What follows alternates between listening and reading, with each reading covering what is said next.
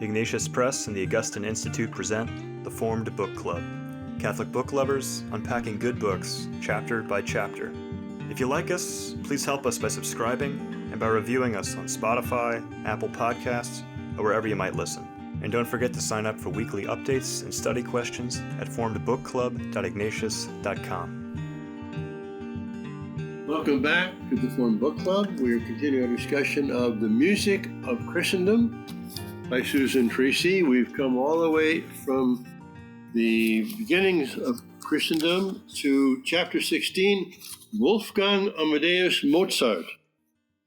So now we're going to reach kind of the classical period, I guess, of music, right? Right, really beginning with Mozart's teacher, Haydn. Yes.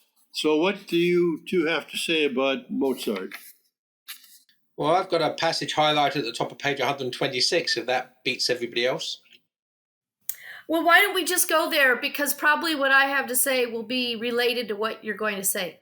Yes. Okay, let's find out, shall we? Yeah. So I just want to read the sentence here and comment upon two sentences. Third line down. Indeed, comic opera followed the general Enlightenment penchant for what was considered natural. In addition, comic opera, theatre, and literature all followed a contemporary vogue for the sentimental, which emphasized the emotions over rationality. So what Susan Treacy is saying here basically is that Mozart's music is part of the Romantic movement, those things epitomize a reaction against the Enlightenment, in fact, in terms of emphasizing emotion and feeling over rationality, and sentiment over empiricism, etc. So, in actual fact, the Enlightenment penchant for what was considered natural is actually overridden by how we perceive nature through our emotions and our feelings, and this is a reaction against the Enlightenment. But Well, what could be more rational than a Mozart symphony? And when you think about the mathematics of it all, the harmonies and the progressions and so on, I can see it's emotional, but you can't really divorce beautiful music, it seems to me, from what is rational. No, I couldn't agree more. I was merely commenting on what she's saying. I'm certainly not suggesting that Mozart's music is not mathematical or empirical. I mean, I don't know anything about music, but I did read somewhere from someone that I trusted that Mozart's music is the most mathematical, the one that conforms most closely to this mathematical understanding of harmony. And I think it's important to understand here when she means that the comic opera, on page 125, she explains the comic opera was an Enlightenment reaction against opera seria. And she goes on to explain later that, in other words, the comic opera started to bring forward ordinary people and their concerns.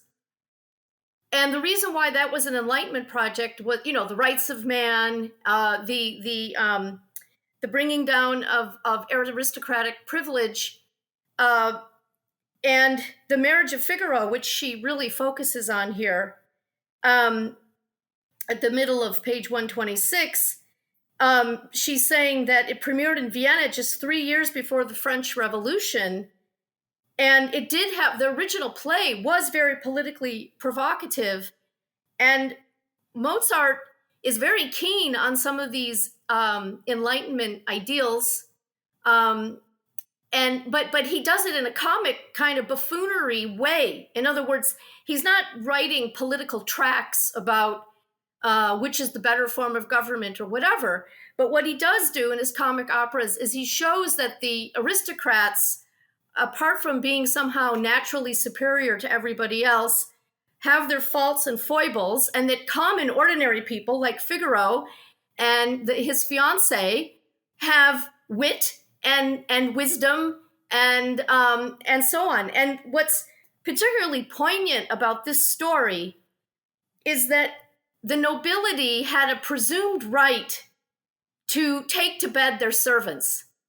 And if a female servant was about to be married and hadn't yet been bedded by her lord, he would take that right on her marriage day.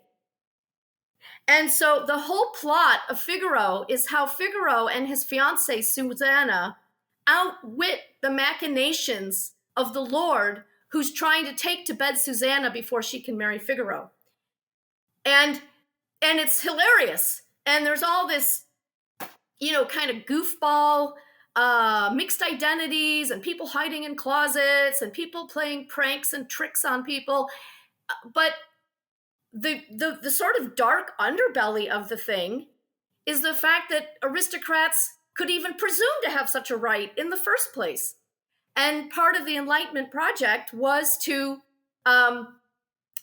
bring forth the rights and dignity of the common man. Now, we can argue about how you go about doing that. Do you stage a revolution and put a bunch of people under the guillotine and all this? Or what? But there's no question that Mozart has joined the Enlightenment project in the sense of elevating the ordinary fellow and bringing down a few notches the aristocrats, and doing it in a very clever and comic way. I agree with all that. In fact, the only other thing I've got highlighted in the in the chapter is the final paragraph on page 131, where Susan Treacy actually encapsulates the whole satire of Figaro in much the way you've just said. The only she doesn't come right out though and talk about this presumed right to take to bed the female servants. She doesn't even mention that, but. No, but she does talk about its satire on the aristocracy. Yes. And I would just say one thing, just by way of distinguo, that there are two distinct aspects of what's being referenced as the Enlightenment here that need to be kept separate, or at least to be distinguished. Because the beginning of the Enlightenment was very much about scientism and empiricism and rationalism, as opposed to faith and emotion. But the second wave, if you like, that was a reaction against that aspect of the Enlightenment and became known as Romanticism, are things such as Rousseau's Noble Savage, where actually civilization is the problem and science is the problem. I mean, you need to get back to some sort of romantic, natural harmony with nature and get away from all of this empiricism and the constructive aspects of in the Enlightenment. So that there's a large part of that going on here as well. As the common man is somebody who's naturally noble, right? And therefore does this whole idea, it subverts the idea of nobility in the aristocratic understanding of the word, because everybody, according to Rousseau, is naturally noble, right? The savage is naturally noble. The common man is naturally noble. And that is something which needs to be kept separate from the scientism and Scientology of the beginning of the Enlightenment. That's the only distinction we need to make. Well, the charm of Mozart is that he makes everybody look foolish.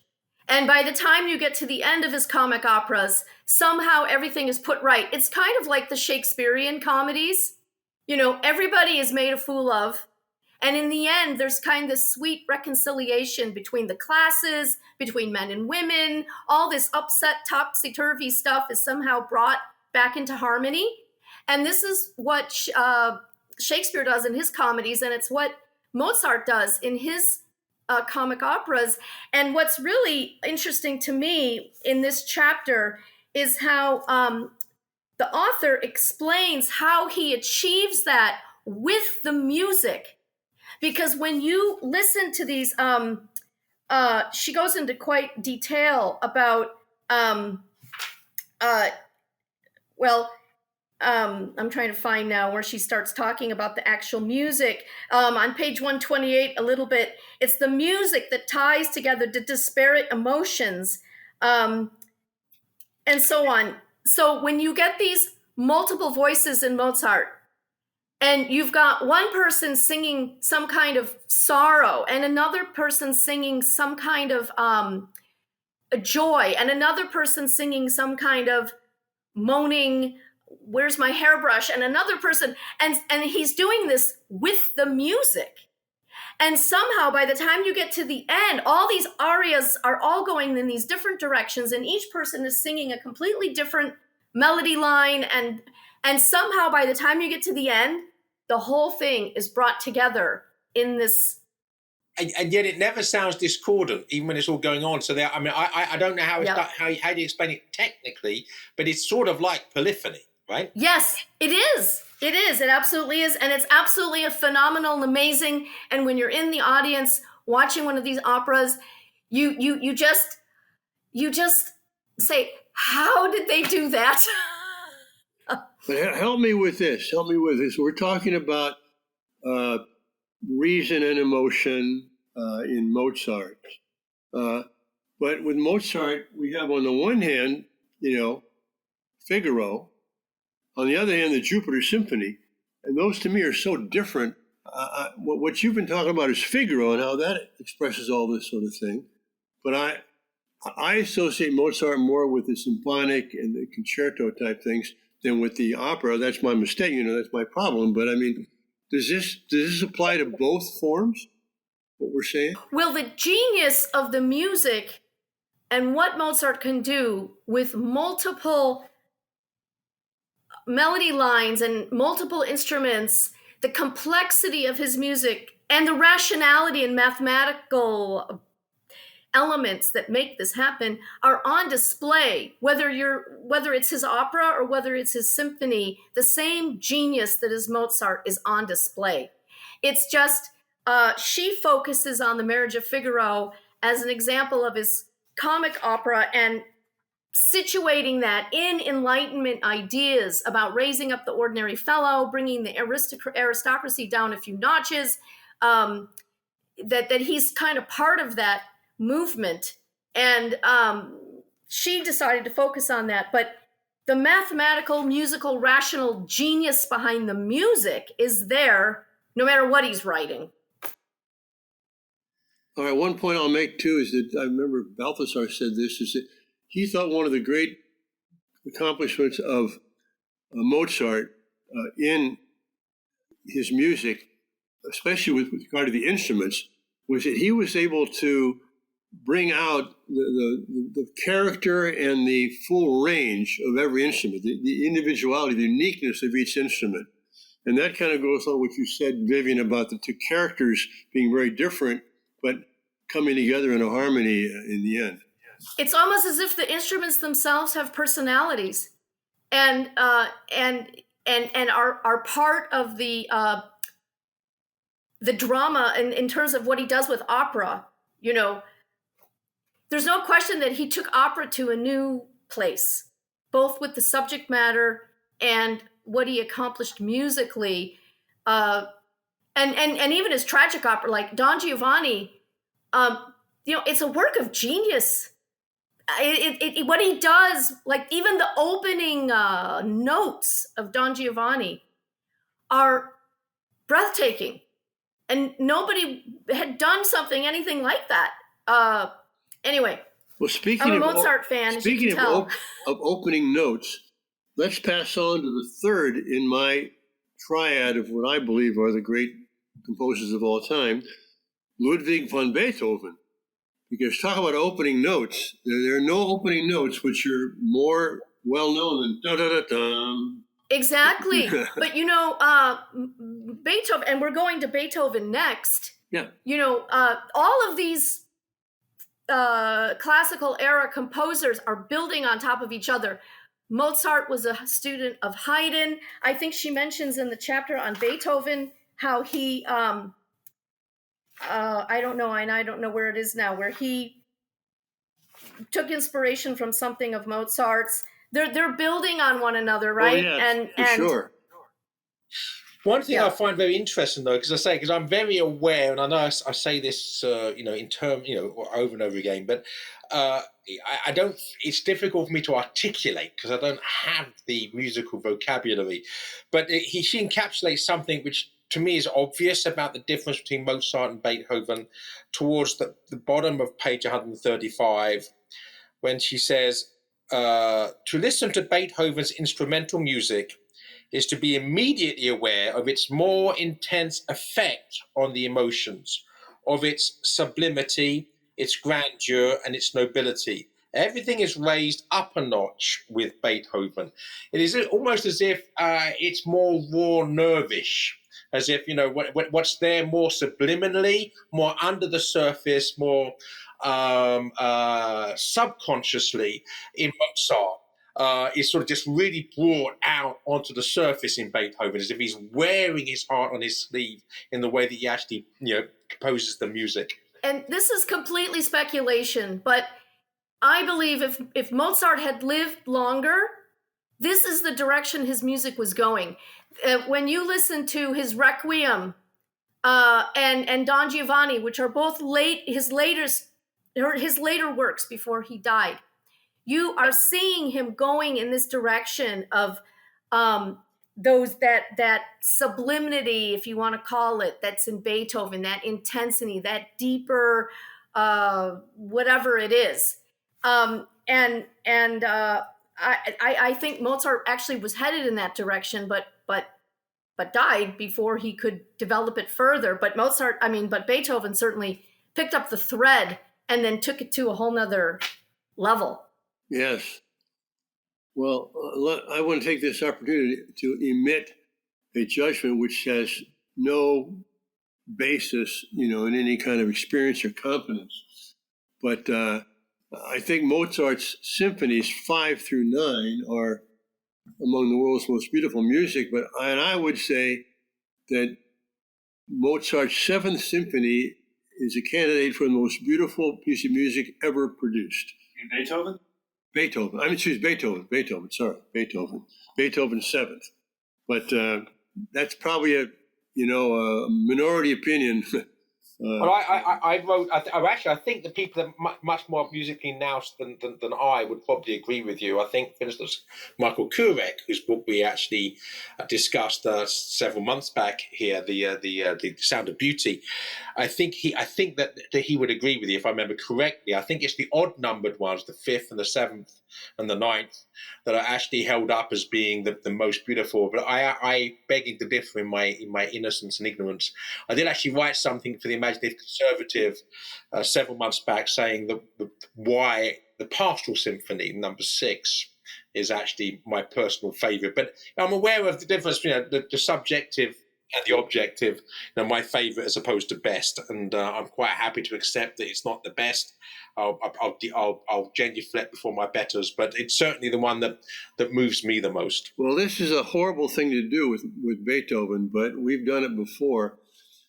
Driven through the countryside in spring in a convertible with the 6th Symphony blaring on the radio.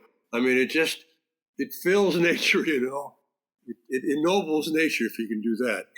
It does. But the 9th, and I've heard it performed live a couple of times in symphony halls, and I'm telling you, the audience, by the time you get to the end with the choral ending, Ode to Joy, the audience is so, it's as if they've been plugged into a charger.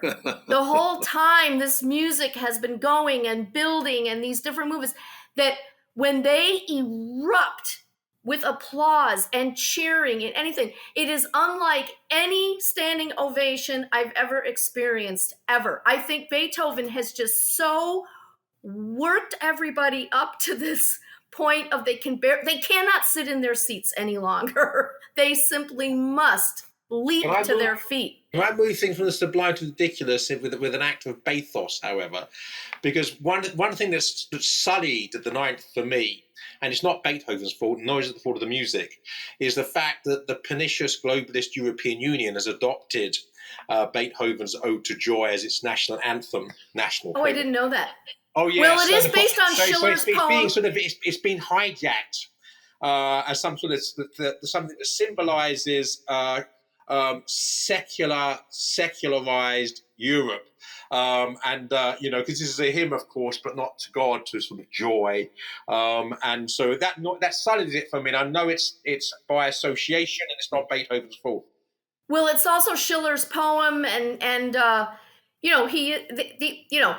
but what almost ruined it for me was Stanley Kubrick's Clockwork Orange. I don't know if you've ever seen that film, but I haven't. well, it's a work of genius, but it's also just such a deeply disturbing film. Thomas, have you seen it? Yeah. And so this guy who's he's a psychopath, but he happens to love Beethoven. And when they try to reprogram him to be physically revolted by evil, they play Beethoven's music while they're trying to reprogram him. So the one shred of soul the guy had also gets destroyed along with his free will. It's really a deeply disturbing film. But that almost ruined for me Beethoven's Ninth Symphony, because it's played throughout the course of the movie. Right. And it's a movie I would never want to watch again. I think it was X-rated originally. I remember it, being something. I mean, I'm already deeply disturbed enough without watching deeply disturbed. Yeah. No, you don't. I watched it in college back when I had very little judgment about these things. But it almost ruined this for me for life. I mean, to get all this out of my brain, with that music. Someone has to find a true lover of classical music as someone who can listen to William Tell's Overture and not think of the Lone Ranger. Yeah, see, okay, similar. Yeah. It's pollution by association, right? It happens. It really does happen. I know. I brought the subject up. I know. Yeah, top of page 136. This is just I just wanted to make an observation on. This is just astonishing. Yes. Yeah. I mean, she says, try to imagine yourself in Vienna at a marathon concert that included the world premieres of Beethoven's Fifth and Sixth Symphonies, his Fourth Piano Concerto, and his Fantasia in C minor, the Choral Fantasy. These four works truly were premiered at the same concert on December the 22nd, 1808. I mean, that's just astonishing. Yeah. That's insane. Yeah, it's amazing. Amazing. I will just put a word in here for my very limited knowledge of classical music or any kind of music. Beethoven's Concerto for Violin is just a masterpiece. To have what the violin does in that thing is just incredible. Have we finished off Beethoven? Hard to say that. I mean, I highlighted passages about the sixth and the fifth, but I think we've already alluded to them. I don't think we need to do it. So I'm ready to move on to the next. Well, certainly, to talk about Mozart and Beethoven, I mean, you could write books have been written about these two composers, and the heritage is wonderful, and it's a Christian heritage in a sense, because this whole music arises really out of the Christian context. Chapter 18, Romanticism in Music. Okay, so there's a little quote on the first page of 141. Hoffman, ETA, estimated time of arrival, Hoffman, wrote of instrumental music in general that, quote, it is the most romantic of all arts, one might almost say the only genuinely romantic one, for its sole subject is the infinite, those quotes.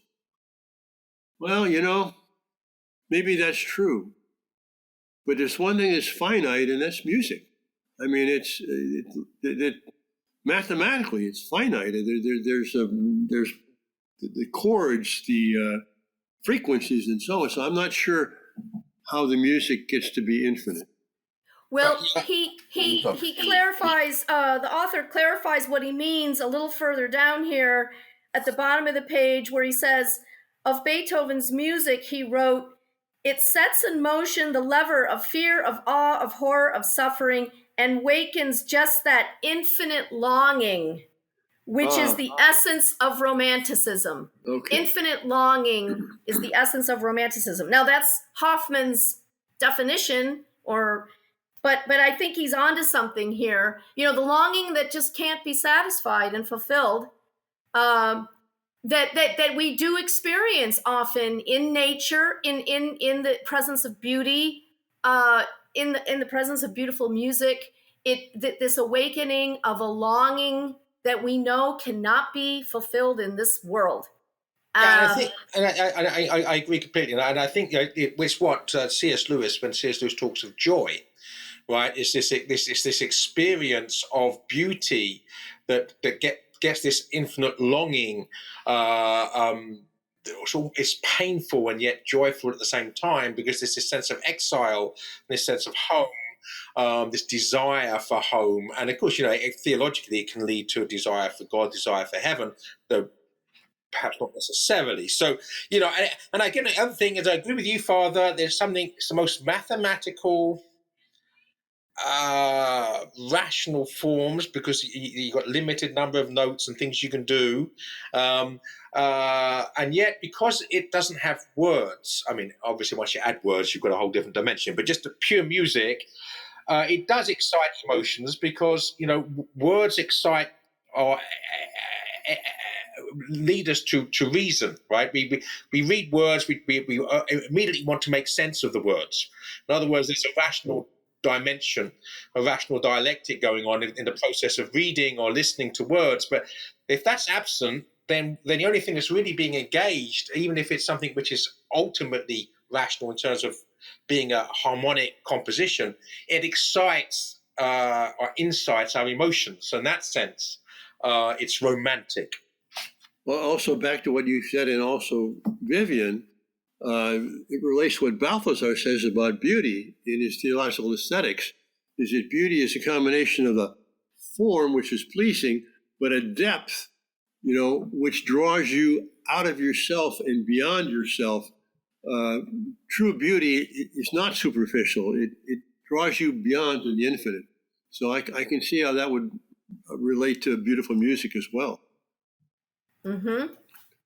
Well, and even speaking of words, though. Oh, I'm sorry. Go on, Father. Even what you were saying, Vivian, about beautiful nature scenes. I mean, scientifically, you can talk about how many atoms there are, and the molecules, and how they're connected, and all the mathematical laws which are there. Yeah, that's all true.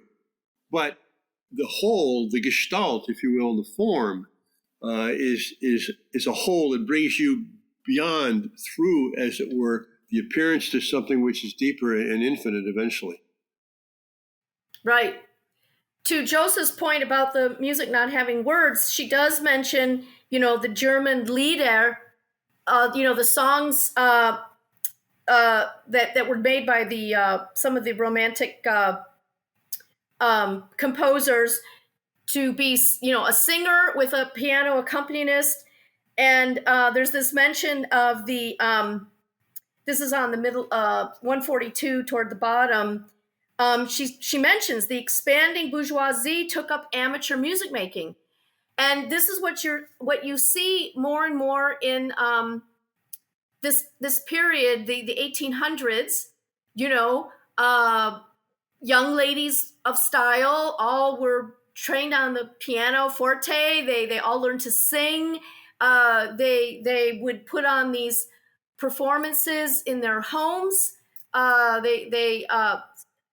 a lot of this music for one piano or one soloist with a piano or whatever is exactly what kind of spread this this trend for music making on this level. Though this takes training. This is not just tavern songs. This takes high amount of training. These young ladies would have had to have tutors and piano teachers and vocal teachers and all the rest of it. In fact, some of these composers, that's how they made their living, right? Was being hired by upper class and higher middle class families to teach their daughters these musical forms. Well, so how does this relate to romanticism in music? Well, in one sense, it's simultaneous. In other words, this genre is sort of simultaneous with the romantic music, which is something that's happening in philosophy, poetry, art. As Joseph has mentioned before, it's sort of a reaction against an uber rationalization of everything that came out of the Enlightenment and modern science, and a return, a wanting to return to one's emotional life and response to beauty, the subjective response to beauty. And I think these musical forms happened to come at a time when that was the movement philosophically and artistically.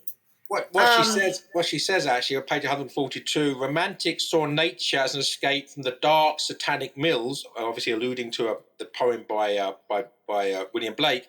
This is towards the bottom of page 142.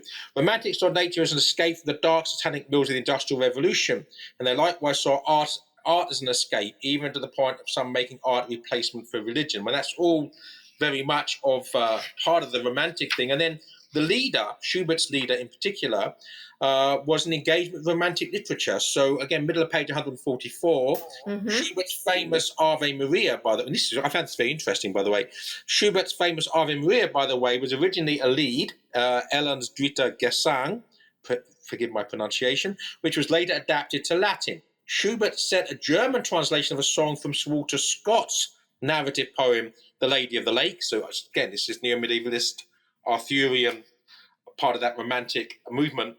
Narrative poem, The Lady of the Lake. Ellen, the protagonist, is indeed singing to the Blessed Virgin, including the refrain, Ave Maria, but she's not singing the Hail Mary prayer. So, again, we see how this is engaging with romantic literature, with the literature of the time. And there is a very strong female component going on here, because you have female novelists like George Eliot and Jane Austen, and you have female composers. You have the upper middle class daughters all learning to sing and play on the piano and or pianoforte, the early pianos. And so not to do an injustice to my sex, but